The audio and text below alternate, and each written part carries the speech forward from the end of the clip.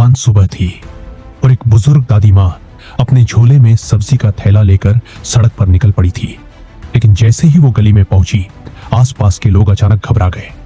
एक आदमी जो सिगरेट पी रहा था इतना डर गया कि सिगरेट को जमीन पर गिरने से पहले पैर से दबा दिया। क्यों? क्योंकि सब जानते थे ये दादी माँ किसी से नहीं डरती। जिसे भी गलत करते देखती तुरंत अपना छोटा कैमरा निकालती, क्लिक, और फिर सीधा थाने जा पहुंचती। मैं देख लूंगी इसे। कोई हेलमेट के बिना बाइक चलाए या स्कूल के बच्चों को इंस्टेंट नूडल्स खिलाए, दादी माँ के लिए सब कानूनी केस थे। ये कहानी है एक ऐसी औरत की जो 25 सालों से रोज एक रिपोर्ट पत्र लिखती आ रही है। हाँ, रोज एक। अब तक 8000 से ज्यादा रिपोर्ट्स। डिस्ट्रिक्ट चीफ 5 बार बदल गए, पर रो यूफू आज भी वही है, कानून की पहली पंक्ति में डटी हुई। लोगों के लिए वो एक शैतान है, पर कुछ के लिए फरिश्ता। एक दिन उनके सामने आया नया नौजवान, याओ मिंजाए। उसने मुस्कुराते हुए कहा, रिपोर्ट करनी है तो पहले फॉर्म भरो, फिर जानकारी दो।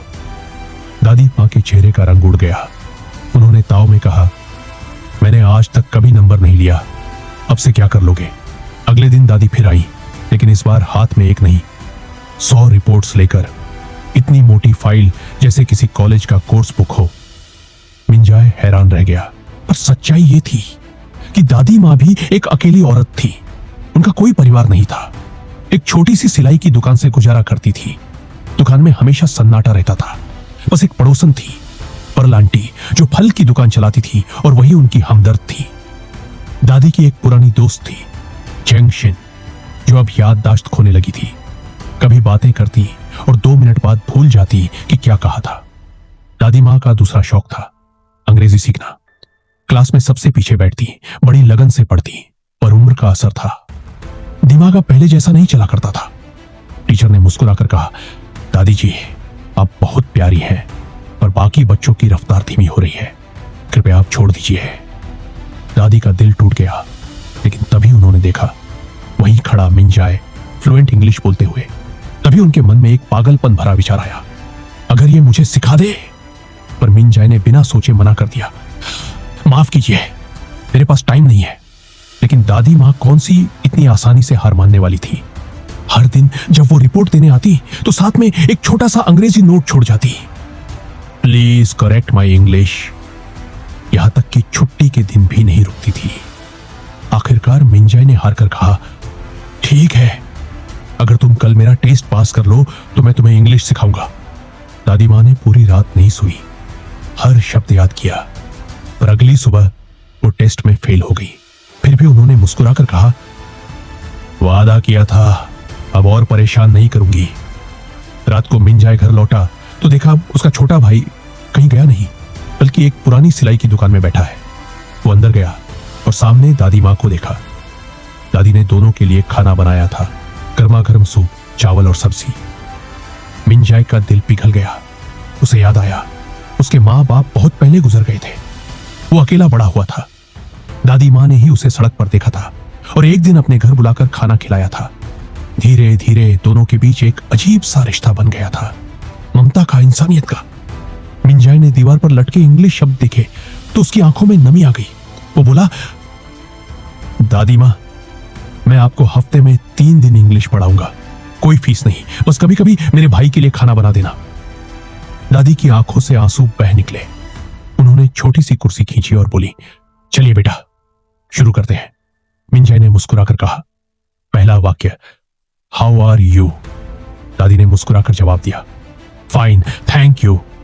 और यहीं से शुरू होती है एक ऐसी कहानी जहां एक जिद्दी दादी मां दुनिया को बदलने निकली थी, पर इस बार दुनिया ने उन्हें बदल दिया। दृश्य शुरू होता है। दादी अब मिंजाई की प्राइवेट इंग्लिश टीचर बन चुकी है। मिंजाई चाहता था कि दादी जल्दी से अंग्रेजी में सहज हो जाए, इसलिए उसने उन्हें एक सख्त नियम दिया, क्लास में कोई नोटबुक नहीं, सिर्फ बोलना। हर क्लास में वो कहता, ओनली इंग्लिश ग्रैंडमा। दादी कोशिश करती, हकलाती, फिर मुस्कुराती। धीरे धीरे वो अंग्रेजी शब्दों से दोस्ती करने लगी। मिंजाई ने उनके लिए छोटे छोटे वाक्यों को गानों में बदल दिया ताकि वो दिन रात सुनकर याद रख सके। उनका हर दिन अब स्टडी और स्माइल से भरा हुआ था। एक दिन वोकैबुलरी बढ़ाने के लिए मिंजाई उन्हें एक बार ले गया। वहां उसने कहा, आज आप एक विदेशी से बात करेंगी। शुरू में दादी के हाथ कांप रहे थे, चेहरा डर से सफेद, लेकिन धीरे धीरे बातचीत बढ़ी, हंसी आई और वो डर गायब हो गया। मिंगजाई उन्हें देखकर मुस्कुराया। अब तुम जैसे देशी बोल रहे हो दादी। समय बीता। मिड ऑटम फेस्टिवल की रात थी। चांद पूरा था, लेकिन दादी का दिल खाली था। वो अकेली घर में बैठी थी। तभी दरवाजा खुला। अंदर मिंगजाई और उसका छोटा भाई आए। How are you? दादी मुस्कुराई। मैं ठीक हूं, धन्यवाद। और आप? वो पल मानो किसी फिल्म का सबसे प्यारा सीन हो। मिंगजाई ने अपने हाथों से बारबेक्यू बनाया, मछली पकाई और अपने भाई को प्यार से खिलाया। हंसी, खुशबू और रोशनी में वो तीनों एक परिवार बन गए। चांदनी में बैठे मिंगजाई ने पूछा, दादी आप अंग्रेजी क्यों सीखना चाहती हैं? दादी का चेहरा अचानक उदास हो गया। धीरे से बोली, मेरा भी एक छोटा भाई है। वो बचपन में अमेरिका चला गया था। मैं बस उससे बात करना चाहती थी। मिंगजाई ने फोटो के पीछे देखा। एक नंबर लिखा था। अगले दिन उसने वो नंबर डायल किया। फोन उठा, लेकिन दूसरी तरफ से ठंडी आवाज आई, मैं अब किसी रो यूफो को नहीं जानता और दोबारा कभी कॉल मत करना। मिंगजाई का दिल डूब गया। वो सच्चाई दादी को कैसे बताए? तो उसने झूठ बोला, मैं एग्जाम की तैयारी में व्यस्त हूं, कुछ दिन क्लास नहीं ले पाऊंगा। दादी मुस्कुराई, बोली, कोई बात नहीं बेटा। लेकिन उनकी आंखों में उदासी साफ झलक रही थी। एक दिन जब दादी अपने रिपोर्ट ऑफिस पहुंची, उन्होंने कुछ अफसरों को बातें करते सुना। पता चला सरकार और ब्लैक स्टार डेवलपर्स का आपस में गुप्त रिश्ता था। वो सालों से जिस सच को उजागर करना चाह रही थी, वो सब अब मिटाया जा रहा था। वो गुस्से में फाइलें लेकर पहुंची। ये सबूत है। लेकिन जवाब मिला, माफ कीजिए, ये सब दस्तावेज नष्ट कर दिए गए हैं।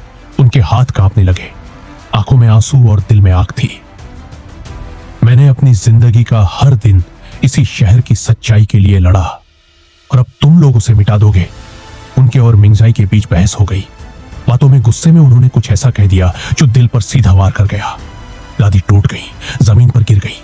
कुछ देर बाद जब होश आया, मिंगजाई पछतावे में डूब गया। वो माफी मांगने पहुंचा, पर दुकान बंद थी, ताला लगा हुआ। पता चला उनकी सबसे प्यारी दोस्त छेंगशिन अब अस्पताल में है। उन्हें अल्जाइमर्स हो गया है। होश में आने पर उन्होंने दादी के नाम एक चिट्ठी छोड़ी थी। दादी चिट्ठी पढ़ने ही वाली थी कि एक आदमी कमरे में दाखिल हुआ। वो बोला, मैं जस्टिस डेली का रिपोर्टर हूं। आपको HR 121 अलायंस ने बुलाया है।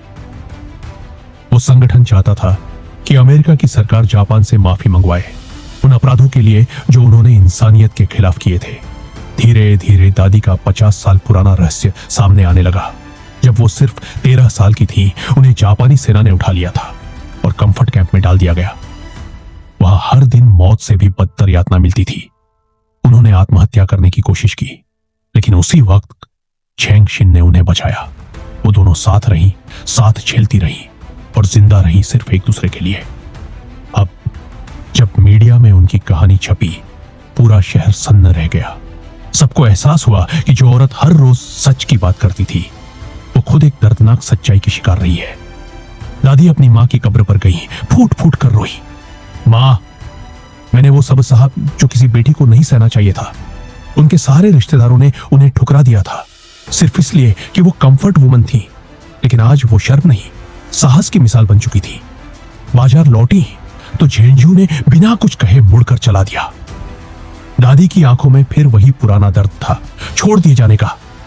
लेकिन उसी रात दरवाजे पर दस्तक हुई। मिंगजाई खड़ा था, सिर झुकाकर शर्म से। उसने कहा, मुझे माफ कर दीजिए दादी। दादी कुछ नहीं बोली, बस धीरे से आगे बढ़ी और उसके कंधे पर सिर रख दिया। फिर उन्होंने एक पुरानी तस्वीर निकाली। वो तस्वीर कंसंट्रेशन कैंप की थी। दादी बोली, इन सब में सिर्फ मैं और छेंगशिन ही जिंदा बची, और उनके चेहरे पर एक दर्द भरी मुस्कान थी जो 1000 कहानियां कह गई। सालों से छेंगशिन दुनिया भर में दौड़ती रही, एक ही मिशन के साथ, जापान के ताओतियन नाम के अपराधों को उजागर करना। लेकिन दादी ने अपनी मां के आदेश पर चुप्पी चुनी। भागना आसान था, पर जीना मुश्किल। एक दिन उन्होंने छेंगशिन का लिखा हुआ पत्र मिंगजाई को सौंपा। उसमें लिखा था, जो कुछ मैं सुनवाई में कहना चाहती थी वो अब तुम्हें कहना होगा। दादी ने कहा, मुझे शुरू से ही एहसास था एक दिन छेंगशिन मेरे पास आएगी और मिंगजाई तू मेरा सहारा बनेगा। इसीलिए तो उन्होंने अंग्रेजी सीखी थी। ताकि वो जेंग शिन के लिए पूरी दुनिया के सामने जापान के इंसानियत विरोधी अपराधों की गवाही दे सके। दादी ने मिंगजाई से फिर मदद मांगी। बेटा, मुझे एक बार फिर तुम्हारी जरूरत है। मिंगजाई की आंखों में गर्व और डर दोनों थे। कुछ दिनों बाद दादी ने पर्ल भाभी को देखा, जो उनसे हमेशा दूर भागती थी। वो आगे बढ़ी और बोली, क्या तुम मुझे पसंद नहीं करती? क्या सिर्फ इसलिए कि मैं एक ऐसी औरत हूं जिसका अतीत दूसरों को शर्मिंदा करता है? पर्ल भाभी की आंखें भर आईं। वो बोली, नफरत? नहीं दादी, मैं तो हर दिन खुद से लड़ती थी। मुझे गुस्सा नहीं, बस दर्द होता था, क्योंकि मैंने तुम्हारा दर्द कभी समझा ही नहीं। दोनों एक दूसरे से लिपट कर रो पड़ी। वो पल मानो दो टूटी आत्माओं का मेल था। पहली बार दादी को महसूस हुआ हर कोई उन्हें तिरस्कृत नहीं समझता। कुछ हफ्तों बाद दादी का वीजा मंजूर हो गया और जाने से पहले वो उस लेटर रूम में पहुंची जहां से उनकी लड़ाई शुरू हुई थी। अब वो डर नहीं रही थी, अब वो तैयार थी। सुनवाई का दिन। अमेरिका हॉल खचाखच भरा था। हर चेहरा इंतजार कर रहा था उस बूढ़ी औरत का जो सच बोलने आई थी। दादी ने अंग्रेजी में अपनी गवाही शुरू की। उनकी आवाज में इतना दर्द और गर्मजोशी थी कि पूरा हॉल सन्न रह गया। बाजार के लोग, जिन्होंने कभी उनका मजाक उड़ाया था, अब टीवी स्क्रीन के सामने खड़े होकर उनके लिए दुआएं मांग रहे थे। वो अपने देश की ओर से नहीं, बल्कि हर उस औरत की ओर से बोल रही थी जो कभी चुप कराई गई थी। लेकिन मुश्किलें यहीं खत्म नहीं हुई। जैसे ही वो अमेरिका पहुंची, जापानी पक्ष ने गवाहों पर सवाल उठाने शुरू कर दिए। क्या ये औरत सच में कंफर्ट वुमन थी? क्योंकि दादी ने अपनी पहचान छुपाने के लिए कभी रजिस्ट्रेशन नहीं कराया था। अब सबूत नहीं थे, बस जख्म थे। लेकिन उनके बाजार के लोग, उनके दोस्त, सब एकजुट हो गए। किसी ने पिटीशन बनाई, किसी ने सड़कों पर पर्चे बांटे। ग्रैंडमा लू के लिए न्याय चाहिए। समाज में हलचल मच गई। सरकारी विभागों ने उनकी पहचान की पुष्टि कर दी। फिर शुरू हुआ असली सीन। सुनवाई का मंच। पहली गवाह इंडोनेशिया की एक बूढ़ी औरत। उसने बताया कि 21 साल की उम्र में उसे जापानी सेना ने उठा लिया था। हर दिन दर्जनों सैनिकों की दरिंदगी झेलनी पड़ती थी। उसने खुद को बदसूरत दिखाने के लिए बाल काट दिए। पर सोचो, वही वजह बन गई कि और सैनिक उसकी ओर खींचने लगे। जब उसने कहा, जापानी रिपोर्ट कहती है कि हमें अफसरों से बेहतर रखा गया था, पर सच यह है कि उन्होंने हमें कुत्तों से भी नीचा समझा। पूरा हॉल सन्न था। दादी ने उसकी झुर्रियों भरे हाथ थामे और बोली, अब मेरी बारी है। जब वो मंच पर पहुंची, फिर से आवाजें उठी, इनके पास कोई सबूत नहीं, ये कौन है? लेकिन चेयरमैन ने सबको चुप कराया। Let here speak. भीड़ के सामने खड़ी दादी के दिल में सालों पुराने जख्म फिर ताजा हो गए। वो कांप रही थी, आवाज नहीं निकल रही थी। तभी दरवाजे पर हलचल हुई। मिंगजाई और चेयरमैन की टीम अंदर आई। उनके हाथ में कंसंट्रेशन कैंप की पुरानी तस्वीर थी। वो तस्वीर जिसमें दादी थी, जख्मी, टूटी, मगर जिंदा। दादी ने गहरी सांस ली, धीरे से अपनी कमीज हटाई और वो घाव सबके सामने दिखाए।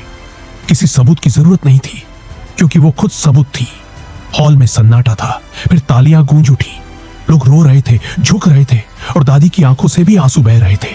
उन्होंने कहा, हम बहुत कुछ नहीं मांग रहे, बस इतना कि तुम अपने अपराधों को स्वीकार करो। हमें पैसों की जरूरत नहीं, हमें चाहिए तुम्हारा सच्चा सॉरी। हम अब बूढ़े हैं, शायद कल जिंदा न रहे, पर अगर आज तुमने माफी मांग ली तो कल की पीढ़ियां तुम्हें माफ कर देंगी। फिर उन्होंने भीड़ की ओर देखा और कहा, इतिहास को मत भूलो, क्योंकि जो इतिहास भूलता है वो वही गलती दोहराता है। उसी वक्त जापानी प्रतिनिधि चीखा, तुम्हें क्या चाहिए? पैसा? लेकिन दूसरा अधिकारी बोला, चुप रहो, अभी कुछ मत बोलो। मंच पर सिर्फ एक आवाज गूंज रही थी, जस्टिस फॉर ग्रैंडमा लुओ। और कैमरे के फ्लैश में वो औरत जिसने जिंदगी भर दर्द सहा, अब दुनिया की सबसे बहादुर गवाह बन चुकी थी। अगर ये कहानी आपके दिल को छू गई हो तो एक लाइक जरूर करें। कमेंट में बताइए अगली कौन सी मूवी का एक्सप्लेनेशन देखना चाहेंगे। और हाँ, फिल्मी एक्सप्लेनर को सब्सक्राइब करना मत भूलिए, क्योंकि यहां हर फिल्म बोलती है।